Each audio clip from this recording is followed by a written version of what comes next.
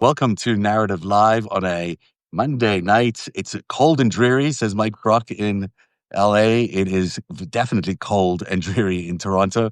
Hi, Mike. How are you? Hey, Zev, what's going on? Thanks for having me on your Substack Live. Thank you. Did you love Substack Lives or in just in general Substack? It's Well, a great platform. yeah, I mean, I I'm having a lot of fun. Like with this sort of what appears to be right, like a sort of a new emerging like independent commentariat in Yeah. Substack. And that's fun and exciting, like lots of new opinions. I'm really enjoying the kinds of conversations that are having, which honestly, like I think it's like the healthiest like online discourse that we've seen in years. Like this, Oh, the yeah, for discourse sure. within Substack compared to like what political Twitter was like 3 or 4 years ago. Like this is like actually Open warfare progress. back then. Yeah, Yeah, this is real this is progress. social progress right here. So We're witnessing salvation. I'll tell everyone just before we got on the air. I was saying how much I like your Substack, and I didn't know who you were, and you are in fact quite a celebrated person. But I just liked what you were saying on Substack. did So you say I'm a celebrated person? a What? celebrated person. I can tell you that What? it says here. Well, I mean, you worked for like Block, right? You're the CEO of TBD at Block. That was a Well, I big mean, deal. yeah, You worked okay. with Well, Cash App. You worked with Jack Dorsey. He's a big deal. You worked with all these profound Silicon Valley people who are been reshaping our world piece by piece. I mean, that's all a big thing. That's a sort of, that's a big deal. you're blowing up my ego. My ego is about to explode through the fucking screen, and into people's ears. Okay. Well, I mean, I've never heard someone say I'm celebrated before, but okay. Well, I just said that. So you had this like auspicious, celebrated career, if you will, and you walked away from it all. You were like, Wow. I'm just over it. And you can explain why you said you were over it. But you walked away from what most people would think was like the jackpot. Most people would think, The okay, I have jackpot. got to the nirvana. I have everything I Ooh. need. I've got the keys to the kingdom. I've got my crypto. I've got my oligarchy. I've got my fiefdom coming. I've got whatever I want. And then you walked away. Yeah, I mean, like, Why? well, I mean, like, there's like two separate decisions, right? Which was like related to like, leaving my job, my media job. And then there's sort of more, then there was like the second decision, which was like, am I actually going to work in this industry again, which I think is the more important kind of distinction here for us to talk about. And like, it became, I wasn't, I don't want to like act like guys, like, let's not like blow up my ego too much here. Like, as I've explained, I kind of was defaulting to the idea that I would continue to work into the tech sector last year as I sort of like moved on in my career. Um, but it became increasingly clear to me through the reaction that I was getting from some of the recruiters that I was talking to, some of the people that were interested in working with me, about the things that I was posting on social media and then ultimately on my new Substack, that people were really kind of uncomfortable with the idea of working with somebody who was saying the things publicly that I was saying at the time. And those people kind of stopped talking to me. So, Really? like, I'm not. It wasn't so much that I took some heroic stand, as it is more of a story about the the changing conditions of like what passes for acceptable public discourse on the part of like somebody who works in a senior position in Silicon Valley. And through that lens, being very publicly anti-Trump after the November election of last year did not seem like a very tenable thing for various executive teams and boards across Silicon Valley. And we can engage in social and cultural commentary on that, which I Is that do, is that by a the way.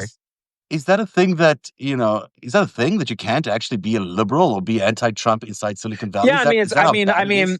we'll see now. I assume that with like the whole Epstein scandal, maybe it's getting more comfortable for people in the tech sector to speak their mind. But like, fuck, like 12 months ago, like if you were like a senior employee in Silicon Valley and doing the things that I was doing, which is like pointing out that, among other things, this new vice president who was about to be sworn in on January 20th, 2025, JD Vance, had, among other things, given interviews to James Pogue and Vanity Fair in 2022, calling for the constitutional overthrow of the United States, claiming that we're in a late Republican period, talking about like whether or not like Republicans may have to engage in extra constitutional actions. And I'm sitting here saying, guys, like, this is fucking crazy. This guy's gonna go live at the fucking Naval Observatory. Like, what are we talking about here?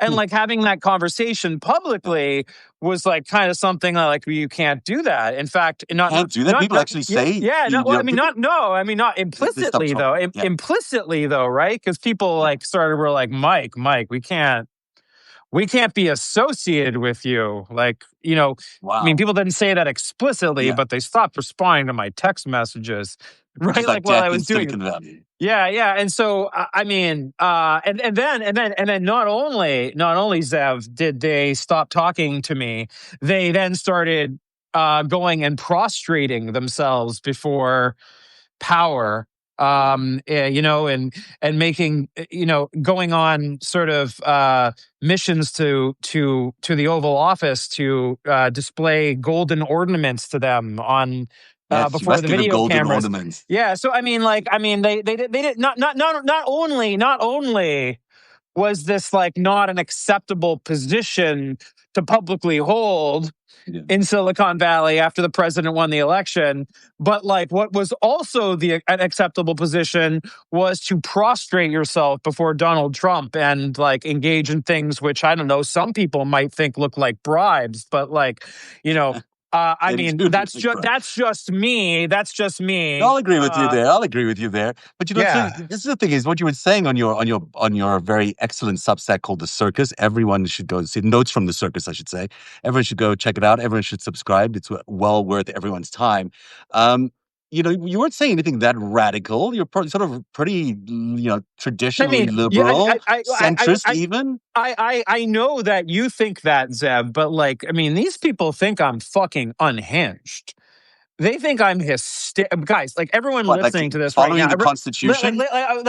Guys, like listen to me like right now. Like you're listening to me right now, and I know everyone listening to this right now thinks this is like, they're like, man, this like Mike Brock guy is like a breath of fresh air. Like I know what you're thinking, but like that, but listen. These people think I'm unhinged. Yeah. And that this is hysteria. And that I suffer from Trump derangement syndrome, like that. Like, I'm serious. Like that's how they view it. Is that really what it's like inside? Silicon Valley is this mysterious thing for everybody. Nobody really knows what it's like. I don't know. Like, what they think right now, right? Obviously things have evolved, and we have this Epstein scandal, and there's like this Republican Civil War, and Marjorie Taylor Greene is like a sort of a born again moderate, and like what the hell is going on? Up is down and down is up and everything. But like, I don't talk to these people anymore, but like, that at least was how they viewed me, like up until at least maybe very recently. Maybe now they're recognizing, holy shit, this whole Trump Epstein thing's going to blow up and everything's going to be fucked and we're going to end up looking like idiots. It sounds like a cult. Well, there's a cult, right? Like MAGA is a cult, Zev. But but inside Silicon Valley, is that run by cults? I don't think there's a cult in No, it's not a cult in Silicon Valley. It's a it's an exercise in self-rationalization and survival. Like, if you like put yourself in their shoes, they notice that they've got like, the Democratic Party is like not exactly like very pro Silicon Valley these days for now increasingly good reasons, if you ask me. It was smart. Yeah. And so they're kind of like, how are we going to avoid sort of regulation, AI regulation, financial regulation on crypto, all this other stuff? Well, I guess we're going to have to put our eggs in the fascist basket, because maybe get rid of the Constitution. Maybe if annoying Constitution. Absolutely, yeah. Maybe if we can just like get on side these people, we can kind of establish ourselves as oligarchs in sort of this monarchical, like neo-feudalist society that may come to pass. And a lot of them put their eggs in that basket. That's what they did. I mean, and I won't forget that. By the way, I don't think anyone should forget that. That's the choice they made, America. That is who your titans of industry and tech and AI decided to like put their fucking bets. Just remember that. Remember that forever, and always hold that close to you. And then think back. I mean, I think back, anyways. Back. I mean, I wasn't alive in the 1940s, but I'm a study, right, of the of history and political history. And as Franklin Delano Roosevelt said at the time, right, that that there was a confluence of economic power, at the what he called the economic royalists, right? The Carnegies and the Rockefellers had all sort of bought Congress and had completely poisoned the political economy of the United States. And that is exactly that is exactly where we find ourselves today. And so this capitalist class has basically taken side against democratic accountability. And I think history is going to judge them very harshly. I already do judge them harshly, and I write about that all the time. So you do write about that, and they should be judged harshly. I think that there's nothing more jarring than that image on Inauguration Day with all these guys, the 7 big oligarchs, sort of lined up in a row there with their trophy wives and their they're way too much money, frankly, just way too much money and no brains. I mean, it seems to me remarkable that these guys are the smartest people in the world who've gotten these huge industry going out of nothing, who built these, unicorn companies, and yet they couldn't figure this out, that what they were doing is catastrophic for America. They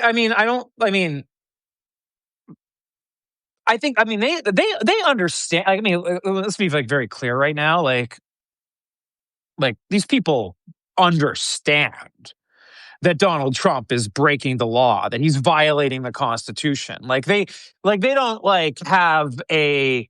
They're not these are sophisticated people, with some of them with Ivy League degrees, and they operate in elite circles. They know what's up. It's not like they're not like some, random terminally online person, in the MAGA cult that doesn't actually have any grasp of reality. They understand. They just think that they're being pragmatic, and they want to basically protect, shareholder value, even in a world where our democracy collapses and we become a dictatorship. And the reason why that's not a defensible position is that you should be a citizen first. And when you have influence and power, and you are a responsible citizen of a republic, you should never allow your institution to become an instrument of the corruption of that republic. You are aligning your corporate interests with the interests of a seditionist force in the society when you basically get on your knees and prostrate yourself towards that. That is what you are doing. That's how history will see you. And it was Benito Mussolini himself that said that fascism should better be called corporatism because it represents the alignment of the state and corporate interests. So I mean, that's my. But you say they're smart people, they're elite people. They know that he's breaking the law. Then they also know that they're busy disrupting the course of American history. That they're in fact working against the American Constitution, and they're trying to build something that's uniquely theirs. And maybe that's consistent with the way they built Silicon Valley with that move fast, break everything, whatever the rules were at the beginning of Facebook or whatever. Maybe they think it's the same kind of principle is valid here, that it's not working. We need to break it all down. Zev. I mean, we can talk. I can talk your ear off for all of their theories of self-justification. I mean, these people are. They got their own fucking philosophers. They got fucking Curtis Yarvin. We should talk about Curtis Yarvin. We can talk about we can talk about them. Yeah. if you go a little bit deeper into sort of the crypto and the Bitcoin world, you literally have like fucking Bitcoin philosophers and intellectuals like in that world that sort of like create these worldviews where they sort of justify to themselves, there's this, sense like there's a lot of people in crypto and Bitcoin, for example, that basically hold a worldview that says, the US dollar, it's like a fiat currency. It's all a scam. It's going to collapse anyways.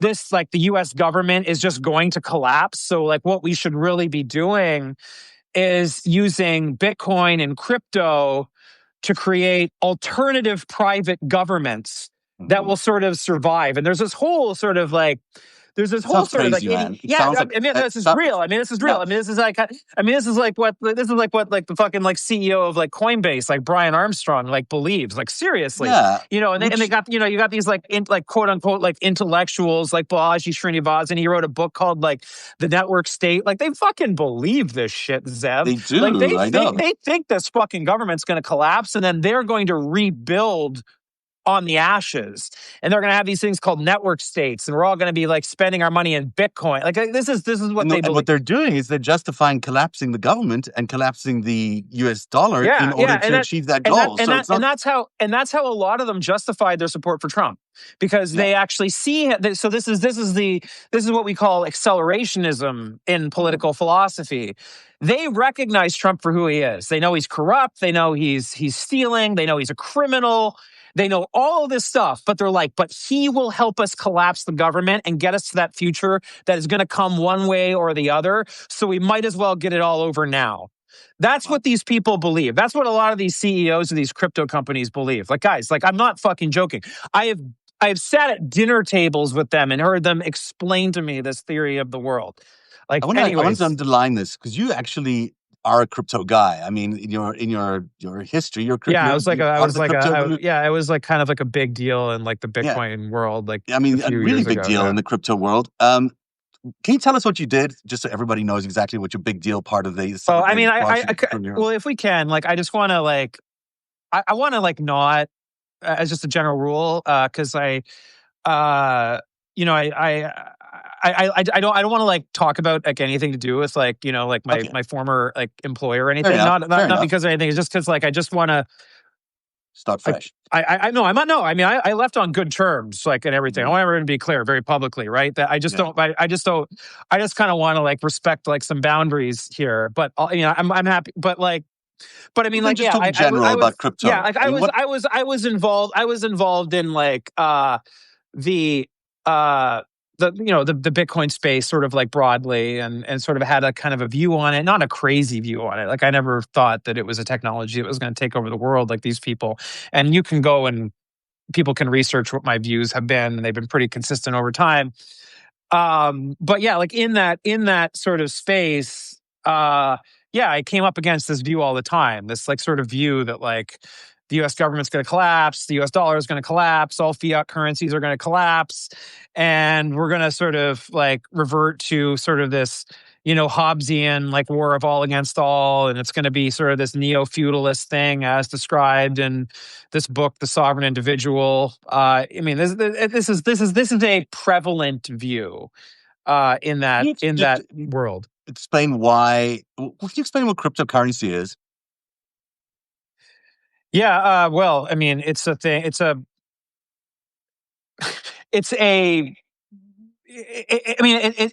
a way of essentially creating digital cash using cryptography, using these like non-reversible, like, some people will say it's not technically cryptography, but like using these like non-reversible functions called hashing functions. And then there's like this sort of like mathematical way that you can prove that you are like the holder of this currency. And this allows us to sort of like have trust that it like can't be hacked or stolen by any third party. So it really allows us to like create these non-replicable or non like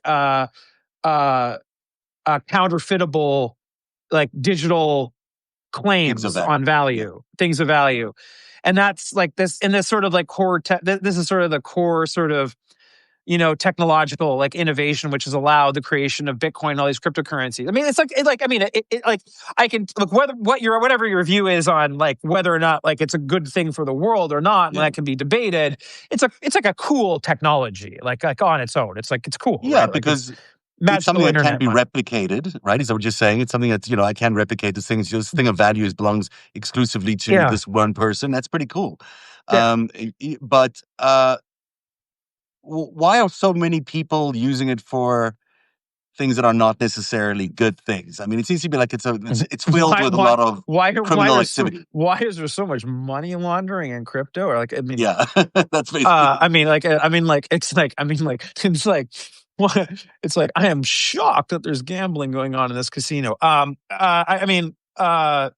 Well, because the the traditional banking system has a lot more monitoring Yeah.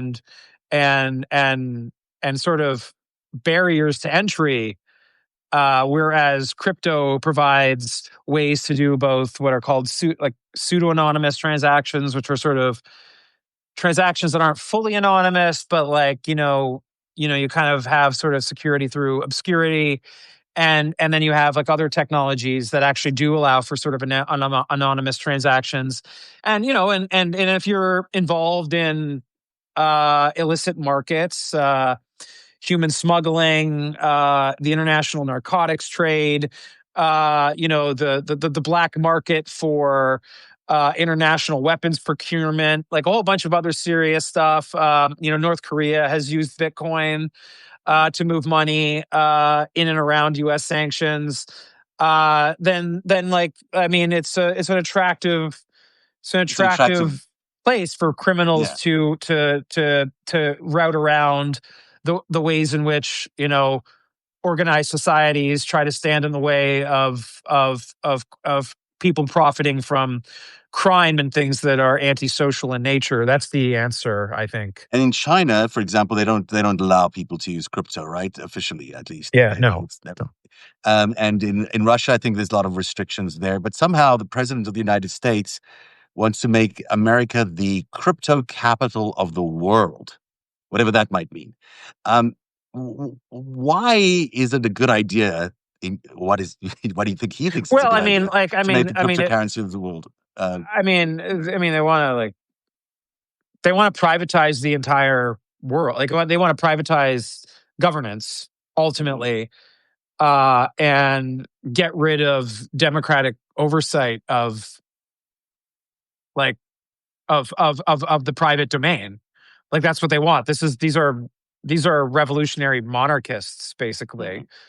And they That's what want they the US are. dollar to collapse in order, the theory is that they want the US dollar to collapse in order for cryptocurrency to sort of be taken up as the alternative to the US dollar. And they've done this in places like Argentina then and other places, which we just bailed out for $40 billion. Um, but their intention seems to be, if the plan is fulfilled, that the US dollar becomes so devalued that it sort of starts crashing on itself. And people will run to this US version of the cryptocurrency called the stable coin, and everything will be perfect, except everything will now be on crypto, and we will no longer have the US dollar and the Federal Reserve and all these annoying things that get in the way of billionaires making a lot of money. Mhm. Now, is that really what they're trying to achieve? I mean, is that the Well, look, outspoken goal? yeah. For like, there's like I know that there's like massive tax evasion, for example, like in the crypto sector. There's Shocking. so much sort of like Shocking. Yeah. unreported gains in the crypto sector that people are not disclosing that. And not only this, like the administration, this crypto friendly administration is intentionally trying to kneecap the parts of the IRS that are responsible for investigations there, because that those people are part of this administration and they want to get away with it. So, Yeah. the corruption runs really deep, America. It's really, it's theft, really, because it's not just that most of this crypto is just is just the greater fool theory playing out, and most of sort of retail investors are going to get left out in the rain. That's what's going to happen. Like, let me be very clear with you. Like, that's what's going to The happen. people who currently are who Yeah. own the most crypto are going to be people who succeed. The people who are buying crypto for right now Yeah. are going to Yeah. get nothing, and they're going to lose a Yeah. lot of money. In fact, most Americans who own like a little bit of crypto are probably going to Yeah. fail. And what's worse is they're like hiding those gains. And so, at least like, in the silver lining might have been that we would have gotten, a few hundreds of billions of dollars of tax revenue on those capital gains, at least on that trade. So we could kind of like maybe at least like, return some value from this like social negative, like back to something that looks like the common good. But like, we're not even going to do that because these motherfuckers are engaged in tax fraud too. So, Wow. I mean, it's just essentially highway robbery. These motherfuckers are sort of robber baron 2.0, like on And they've steroids. dangled, $10 billion worth of crypto in front of the president and his family. And, that's their current value, which they were worth nothing before. Yeah. And this is 100%. why we surmise Donald Trump is doing all of this, because he's getting this potential $10 billion paycheck at the end of the line. It sounds ludicrous, I mean, really. this is, that is what is happening. Guys, listen to me. This is what is happening. Like, I am a serious person. Like, I'm not trying to get attention right now. I am like, you can play this video back in 2 or 3 years and you can just fucking, you'll see one way or the other. You'll see that what I'm saying what's is holding true. up right now. All that story is what appears to be happening.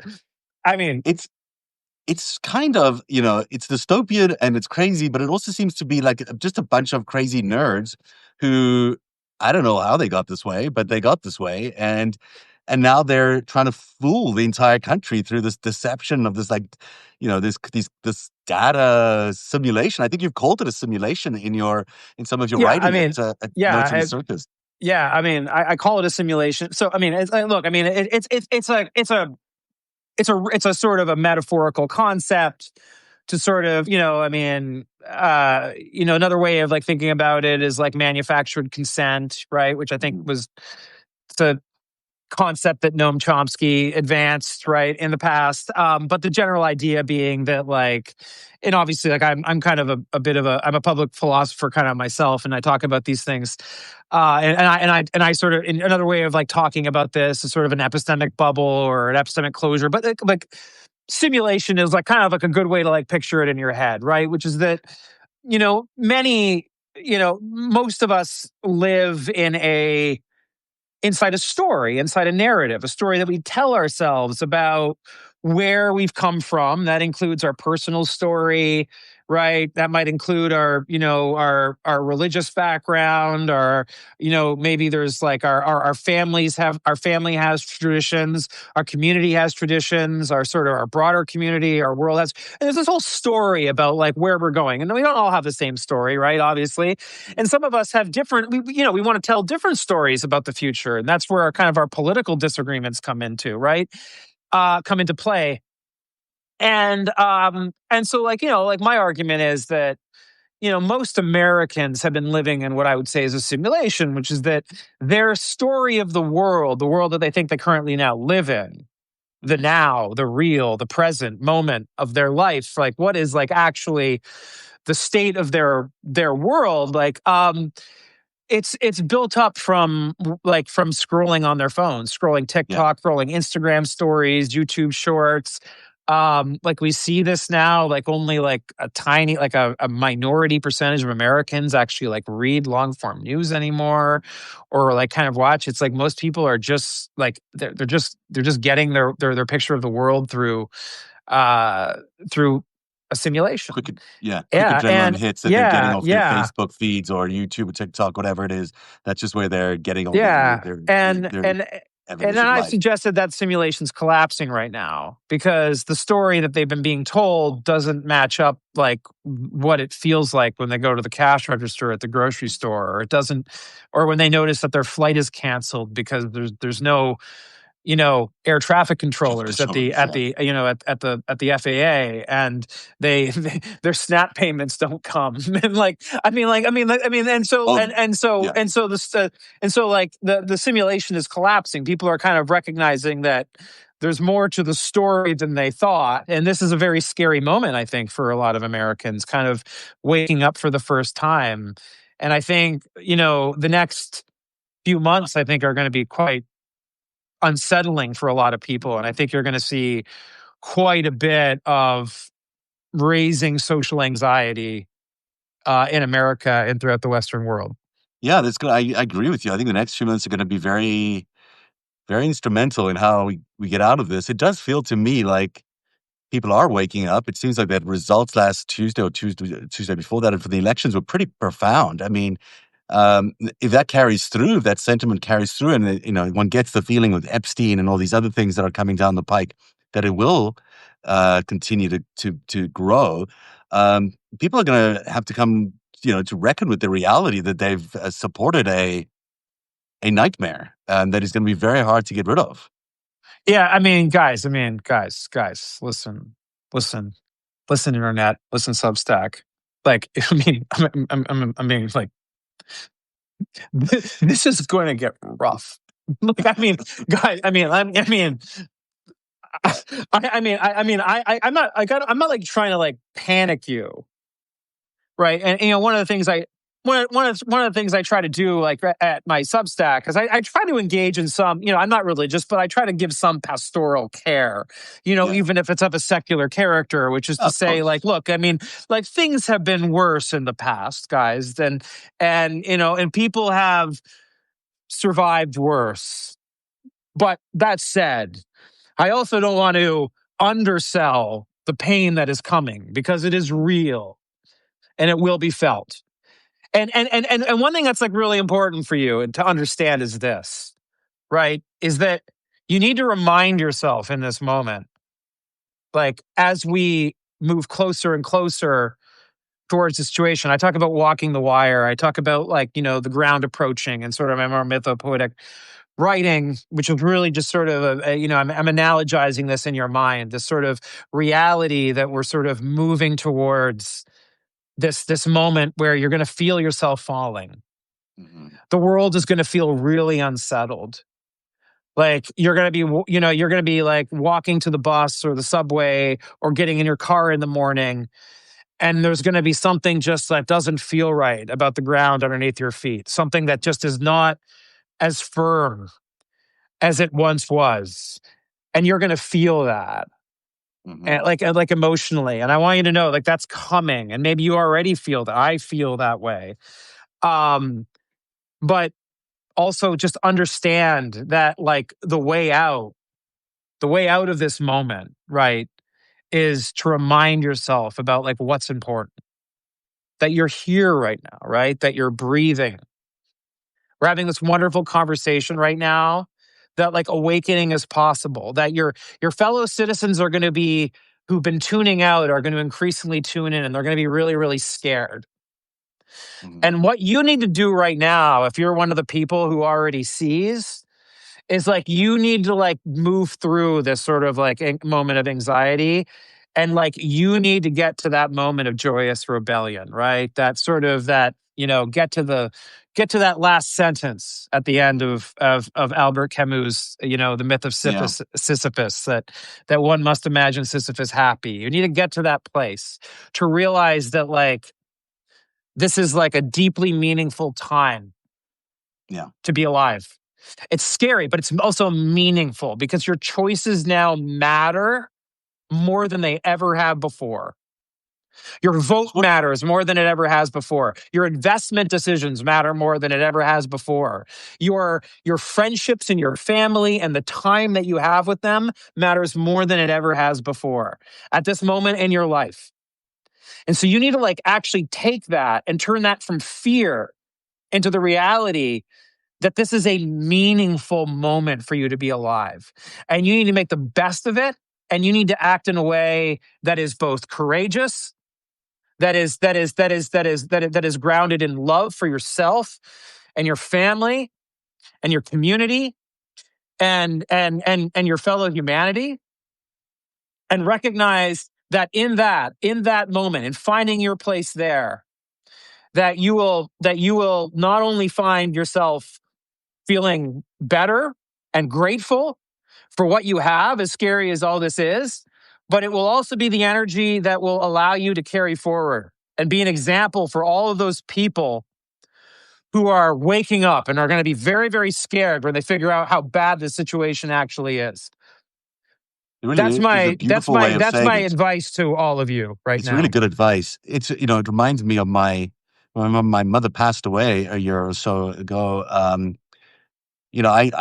never experienced anything like that before. And I just thought to myself, well, you're about to go through this deep, dark, you know, empty space, and you're going to have to find your way out of that. And it's going to be traumatizing. And I was very conscious of the fact that, it would be like, diving into the abyss and not being able to see the other side. And I think in many ways, we are there in our society. We're looking over something that is not going to survive. I mean, I don't think this Trump regime is long for the world. We hopefully have brought enough awareness to the problem to, stop his continued efforts. But, we're not there yet, but we might be getting there. But on the other side of that is a lot of trauma, is a lot of, we don't know what the fuck is going on and what has happened to us in the last few years, because really America has been under attack, both domestically, internally, by forces that are, used to be on the extremes, but are now suddenly had gotten a hold of us, but also externally from foreign powers that have been pumping in propaganda and unreal things into our world that made us believe that that's what was going on when they wasn't in fact what was going on. We don't actually all hate each other. There is actually a lot more in common between most Americans than there is that divides us. I mean, all those kinds of things sound, you know, irrelevant now, but that's the truth of it is there's a much stronger unified middle than there is on the extremes. Once you take away the propaganda and you take away all the flow of polarization that's being sort of pumped into American minds. But we have to find that middle. There is a way out, as you point out, but we have to bring everyone along with us. So talk to me a little bit about that. How do we do that? How do we find a way out of this? Yeah. How do we bring everyone with us? Well, I think, look, I'm gonna get sentimental and mythopoetic on this question, because I think it's the proper place to be, right? Like in this situation, right? Like think about this. Guys, let's think about this. We're breathing. Here I am. You guys know Alan Watts. I'm gonna be a little bit Alan Wattsian right now, right? We're breathing. You're here. I'm gonna center you. Let's come to this place together. Okay. Where we are. Feel the breath in your lungs. Recognize that you're on a planet, the third planet from the sun, a sun which has been burning for like 3 or 4 billion years. Long time. 3 or 4 billion years, fusing hydrogen into helium and heavier metals. And all the time. And like here we are, right? As Carl Sagan said, right, on this pale blue dot, right? A speck of dust suspended in a sunbeam. That famous picture when the Voyager probe turned around and took a picture from beyond the orbit of Saturn. And you're there, right? And and on that little dot going around that little sun, everything in humanity's history happened on that little dot. As Sagan said, I'm paraphrasing him, right? His pale blue dot speech.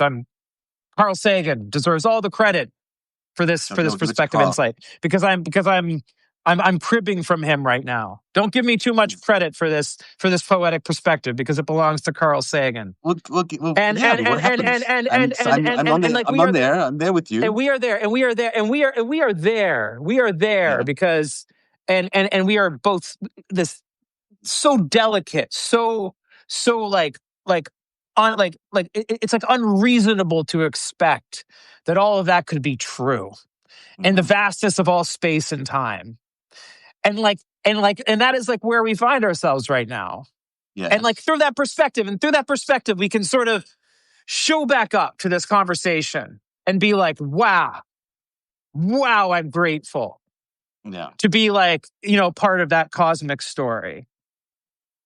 And then like from that strength, I can look at this and just be like, what the fuck is going on right now? Yeah. Right?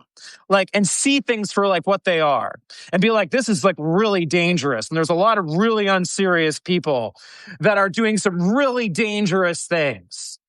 But like, you know what? Like, I need to take responsibility for this. I need to take responsibility, one, to pay attention to what's going on, because that attention is really important. Because I need to bear moral witness to this. So I can tell my children and I can tell the future about all the mistakes that were made so they don't make the same ones. Mm.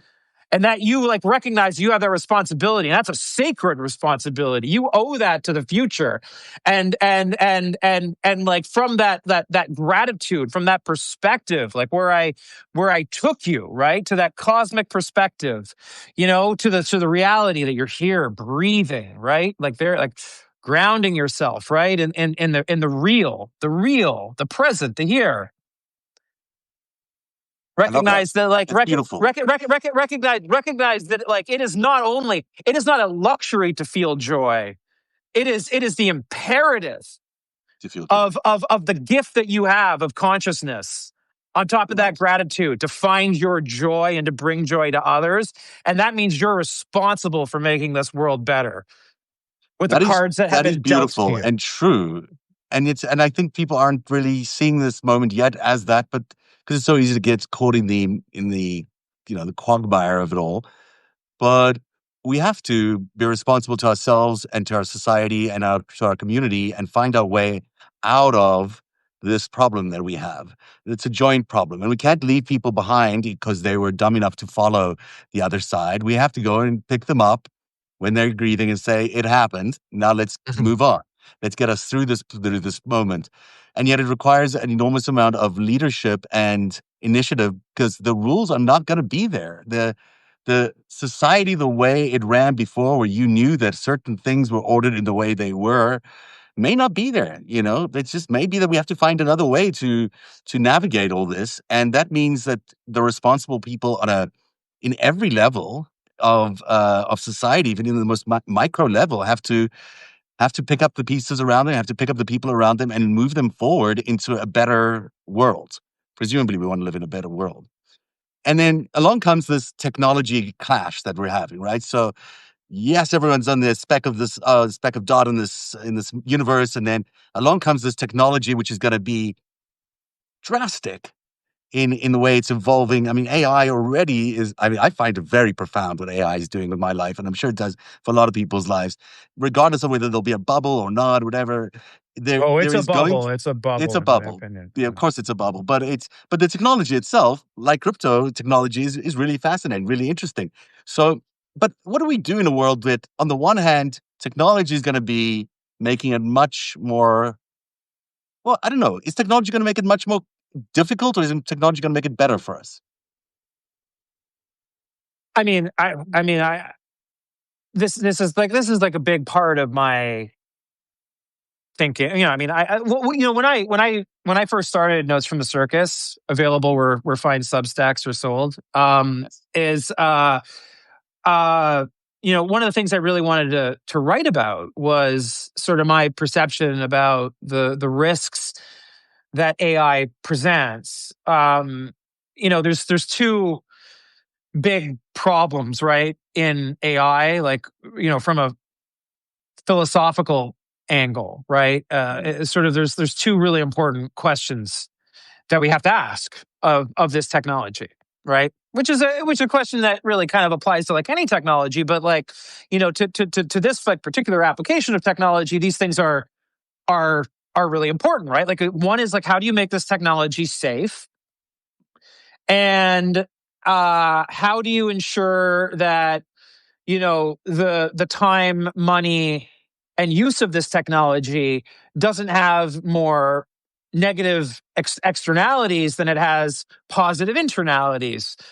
So, for example, right, it might be very useful to like use methane to power our entire economy, but that would be the most greenhouse intensive gas that we could Could kill us as well. possibly use. And so what you might find over the long term is the external costs of doing that are worse than the internal costs of that, right? So these are the two big questions that you want to ask about any technology: safety and and whether or not the what you could call the risk adjusted benefits to society over the long term are like are like like I don't know what the word is, but are acceptable. We agree. We democratically agree with that. And if we don't agree with that, then that's when we get into conversations about adding safety regulations,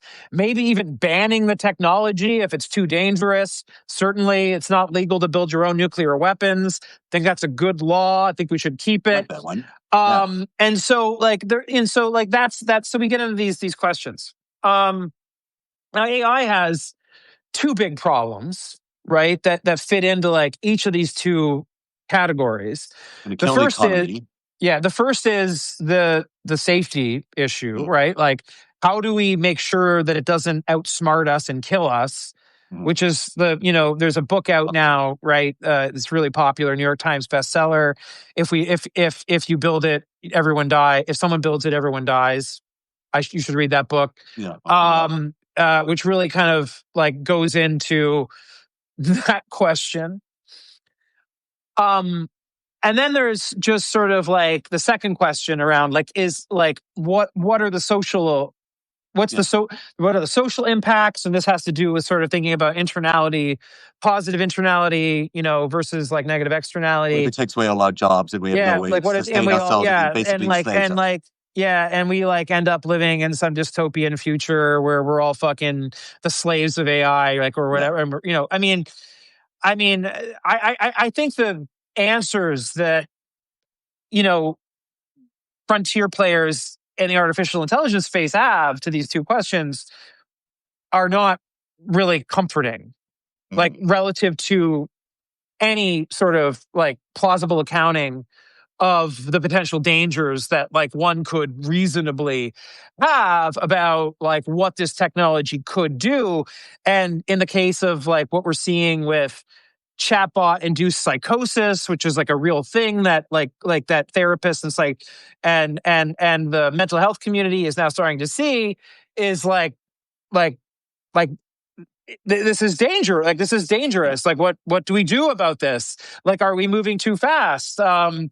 So I think you ask is technology going to make it more challenging? Well, just the fact that these things are There's colliding, one. this social change that is happening and that is so dramatic that is just going to be this very difficult moment for America, and reckoning and an opportunity for leadership. But it's also happening at a time when technology like AI is going to fundamentally change everything we do anyhow. It seems like to me that that's either a amazing coincidence and an opportunity that is just fantastic and we could just grab onto it and achieve it, or we're fooling ourselves and this machine is going to basically destroy us. And judging by the first part of this conversation, a lot of these guys who are making this stuff or making this AI technology are not really trustworthy and maybe driving us all off a cliff. How do we harness that power back from them? How do we get it back from them?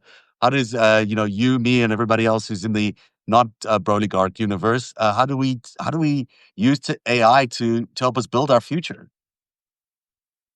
Well, look, there's certainly we shouldn't like we shouldn't ignore the fact that there are many obvious benefits to these technologies. Like I can tell you that as a research tool, and you got to be careful. And because AI has these hallucination problems, it can often Mhm. like make up facts and sources. But they've been getting better in that regard. And some of these sort of use sort of like recursive reasoning loops that like really lower the amount of errors they make. But as a research tool, that's like, I know that Sabina Hassenfelder has like a video up on this about the scientific community, now starting to like, show a lot of positive impacts on scientific research and writing scientific papers. That's actually been kind of impressive and promising about like advancing, scientific research. There's like there's like obviously some benefits that we can I see that. imagine. Another example is like, in medical science, like AlphaFold, which was a Google project, which has solved the protein folding problem, which is Yeah.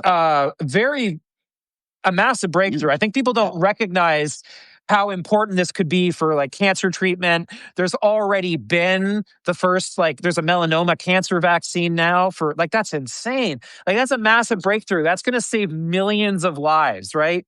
And like some of these breakthroughs are happening because of AI. And we're seeing an acceleration in those technologies, and that's very exciting. But I mean, you also have to kind of worry about the dual use problem. Like, this can also be used to create bioweapons, synthetic viruses, which is like, but I mean, so there's both like benefits and risks. And this is like a very like scary technology, particularly in the risk regard. But the opportunities are huge too. Um, Would you? I and mean, and I actually think it's a good. And I've started to do this, and I'm surprised that I actually can do this. And while I encourage everyone to do it, is with some of these AIs, I use Claude. You can really learn how to code. In fact, you don't have to learn how to code; it'll code for you, and you can do Yeah. all sorts of amazing things that you wouldn't have believed possible before. And I think that that technology is unbelievable. This MCP technology, where you're, I think it's called MCP, where you're building workflows and doing complex things with AI that you wouldn't ordinarily be able to do. I think there is something really inspiring and isn't it's a technology that's very usable by people, Mhm. anybody. So as we envision this future world where, once we get out of our abyss, once we get out of our dark space and we come into this new reality, the more people that can harness this technology, the more people who have skills in this technology, the more people who can build industries and technology and companies and communities around this technology, the more success we're likely to have on the other side. And so technology is just a thing. It's neither good nor bad. Ultimately, it's how we use it that makes the difference. And so, maybe expound on that a little bit. Is there a way that people can access this technology without being, beholden to it? I don't have a good answer for you there. I think um, this is, I think this is the second great social experiment that the technology industry has played on humanity. The first one being social media. Yeah. And at the very beginning of the social media revolution, Mhm. if you remember back, right, there's these great events like with the Arab Spring, the Green Revolution in Iran. These things Things are were like promising. Those are good these things. times. Yeah, there seemed to be this like moment where the benefit we were really paying attention to the benefits, but we really did not see the negatives coming, right? And we now understand, like hindsight 2020, right? We recognize that the advertising model that drives these things leads towards a engagement based monetization model, and what drives engagement is like, Hate and trying to everything. open as direct of an interface as one can with the amygdala of your brain. And if you can do that, you can keep people scrolling forever, and that has like polluted our politics. And this gets back to Marshall McLuhan's observation that the median Canadian Yeah, just philosopher, up the street here. median is the message. And so, like, I mean, now hindsight 2020, we like all understand this. Um, there's probably some things like that with AI that we're not thinking about too, that just Probably. like do not occur to us. But Yeah. anyways, But it's here. It's here. It's that's part here. of our It's here. reality. It's here. I We're have going to some have to cope with it. Yeah, I've got a couple of other questions for you. Jack Dorsey's not actually been one of those people who's bent the knee in front of President Trump. I don't think I've seen that yet, at least. Is he different from everybody else in Silicon Valley? Oh, I mean, I want look. I'm not gonna. I have a personal relationship with Jack, Okay, and good. just to Okay, be fine, clear, no so worries. I'm gonna like be like. But what I will say, yeah, I mean, he definitely does not fear going against the crowd. He is definitely somebody who's very brave, and being the only guy in the room taking a stand, and that is different about him. He is different, I think, from most tech leaders in that way. Yeah, he really is. Um, should people buy or sell crypto right now? Look, I'm gonna. What's the Yeah. disclaimer, right? That like, look, You're not a financial I'm not a advisor. licensed financial advisor. Yeah. You should know that past performance is no guarantee of future results. I could be Yeah. completely full of shit. But I will disclose that I have sold all of my crypto positions as of now. That is what I have done. I'm not recommending that anybody take any decisions on that, but that is my view. With all those caveats, please speak to an investment advisor before doing anything. Smart words. And I guess finally, do you think democracy is going to survive this? Do I? I mean, look, I'm hesitating because I mean I want because the real answer is like I mean I don't know. I have a sort of feeling. So I have one of the philosophers who is like been a major influence on me and sort of like coming up with my theory of sort of like the modern world and our cultural condition by the name of Vlad Vexler. I did a Substack live with him, which is posted on my feed. You should go and look at it. And Yeah. we talk a lot about this. He thinks that there's only a I think 30 to 40% chance that U.S. democracy will survive to the end of 2030, which is Oh, like greater than well, 50% chance. yeah. I am a little bit more optimistic than him, and because I think from my inside view and connection to American culture and American politics that I think I have a sense for. No, no, Vlad is British. He lives in he lives in the United Kingdom. Uh, and uh, and my own instinct is uh, that I would give it a 60% chance of survival. Just fine. That's what It's I only would got to give it. change. It's only got to change in order to survive because we've certainly seen how it can go wrong. Mike Brock, I should say, everyone should check out his incredibly interesting, fascinating, always full of good stuff Substack. It's called Notes from the Circus. Tell people about it and what they can expect if they subscribe and if they become paid subscribers, even more so. Tell them what's happening if you have paid subscribers. I have What paid happens then? subscribers. I love the paid subscribers. You're my favorite people. The We fact do. that you think I'm worth paying for, I love you for that. Thank you. You are worth Uh, every cent and of it. I also want to say that for those who like just like really love me, but like times are tough, and you want a free subscription. I've made this offer like many times. People DM me on Substack and just tell me that they don't have the money, but they love me, and I'm more than happy to comp you a subscription. And what the paid subscription gives you is like early access to some of my bigger pieces that I spend a lot of time on. I write like 8 to 9 hours a day every day. I treated writing now as like my full time job. I kind of feel like I'm writing like a real time sort of like weird mix of political philosophy, cultural commentary, political polemic, whatever I'm really in the mood for. I don't really have any rules. I'm my own sort of editor in chief and writer. So some of my pieces are more brainy, some of them are more sort of like down to earth.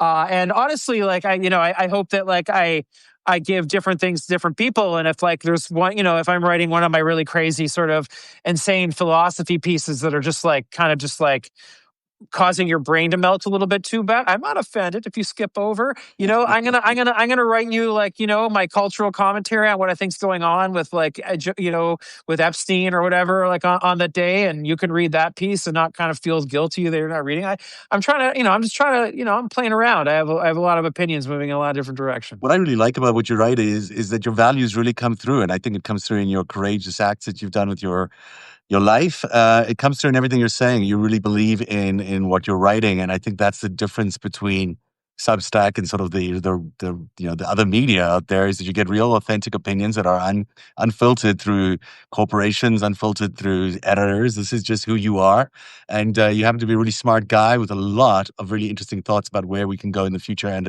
about our political existential crisis that we're having right now.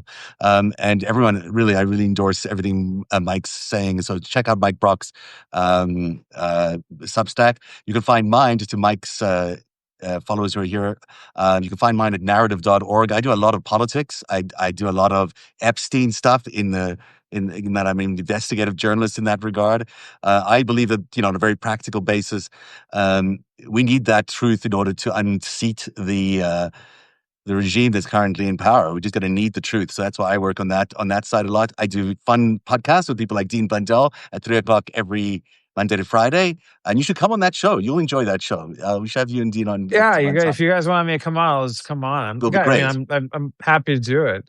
Yeah, we'll absolutely do that. And so you can find my stuff at narrative.org, NARATIV.org. And Mike is at the Notes from the Last Circus. What's the URL? It's just Notes from the Circus, not the Last Circus. The circus, Zev. The circus goes on forever. Although that's a good name, though. Goes on for. Well, I mean, that would be despairing. Do I seem like a despairing person to you, Zev? I don't mind. The Last Circuit, the Last Clown. I mean, that's sad. That's sad. Gosh. I'm a romantic, and that sounds so sad to me as a sort of my sort of with my enlightened romantic heart. No, that's because the circus goes on forever.